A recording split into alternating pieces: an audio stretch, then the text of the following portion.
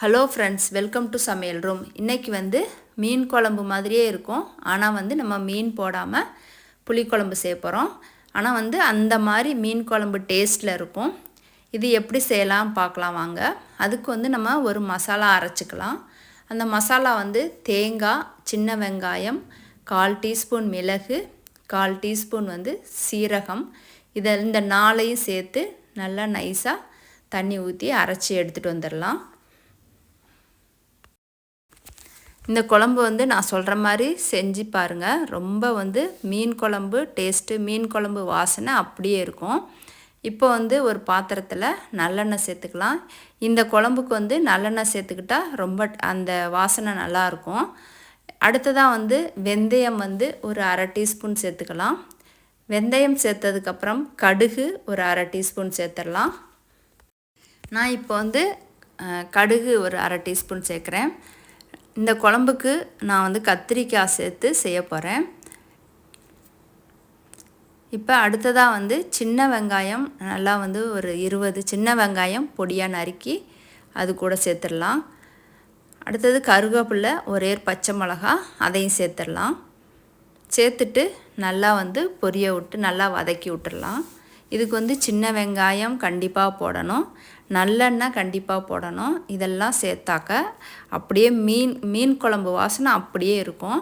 நீங்கள் செய்து சாப்பிட்டு பாருங்கள். இப்போ நல்லா வதக்கியாச்சு.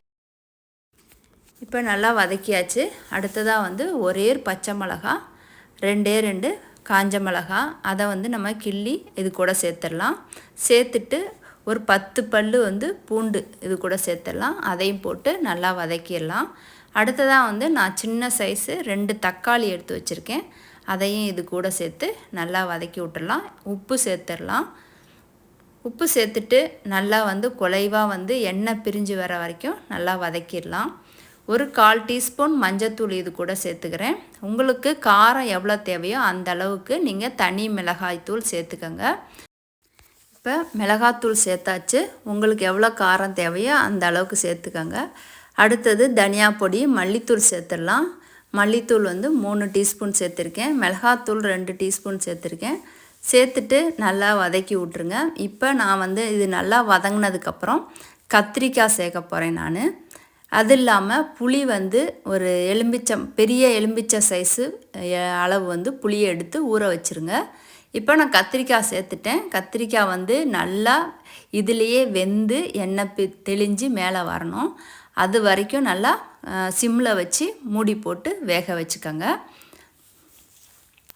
அடுத்ததாக நான் வந்து புளியை கரைச்சி வச்சுருக்கேன். நான் நல்லா பெரிய எலும்பிச்சை சைஸு புளி எடுத்து ஊற வச்சுருக்கிறேன். அதையும் வந்து கரைச்சி எடுத்துகிட்டு வந்துடலாம். இப்போ நல்லா வதக்கி விட்டுட்டு நம்ம வந்து ஸ்டவ்வை வந்து சிம்மில் வச்சுட்டு மூடி போட்டுட்டோம்னாக்கா கொஞ்சம் நல்லா வெந்து போயிடும். வெந்ததுக்கப்புறமா நம்ம வந்து புளி கரைச்சி ஊற்ற வேண்டியதான். பாருங்கள், எண்ணெய் தெளிஞ்சு மேலே வந்திருக்குது.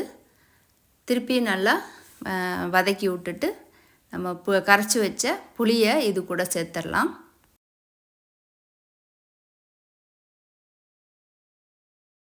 இப்போ புளி வந்து கரைச்சி ஊற்றியாச்சு.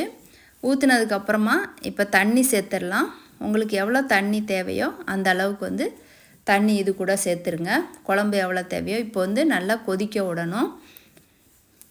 நல்லா கொதிச்சாதான் அந்த புளியில் இருக்க புளிப்புத்தன்மை கம்மியாகும். குழம்பு நல்லா கொதிச்சிருச்சு. புளியில் இருக்க பச்சை வாசனைலாம் போயிடுச்சு. எப்பயுமே வந்து புளி ஊற்றுனதுக்கப்புறம் நல்லா கொதிக்க விட்டு அந்த பச்சை வாசனைலாம் போனதுக்கப்புறம் தான் நம்ம தேங்காய் அரைச்சி ஊற்றணும்.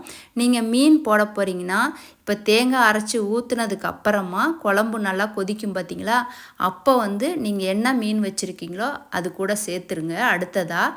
அப்போ அது நல்லா மீன் வெந்ததுக்கப்புறமா அந்த கொத்தமல்லி தழை தூவி இறக்கிற வேண்டியதான் மீன் போடுறதா இருந்தால். நான் வந்து காய் போடுறதுனால முன்னாடியே வந்து வெங்காயம் தக்காளி வதக்கிறப்பயே காயை போட்டு நான் இந்த குழம்பு செஞ்சுருக்கேன். ஆனால் வந்து சூப்பராக இருக்குங்க. நீங்கள் வந்து மீன் குழம்பு வாசனை அப்படி தூக்கும். நீங்கள் ஒரு தடவை ட்ரை பண்ணி பாருங்கள். இந்த வீடியோ பிடிச்சிருந்தால் லைக் பண்ணுங்கள், ஷேர் பண்ணுங்கள், கமெண்ட் பண்ணுங்கள். மறக்காமல் சமையல் ரூமுக்கு சப்ஸ்கிரைப் பண்ணுங்கள்.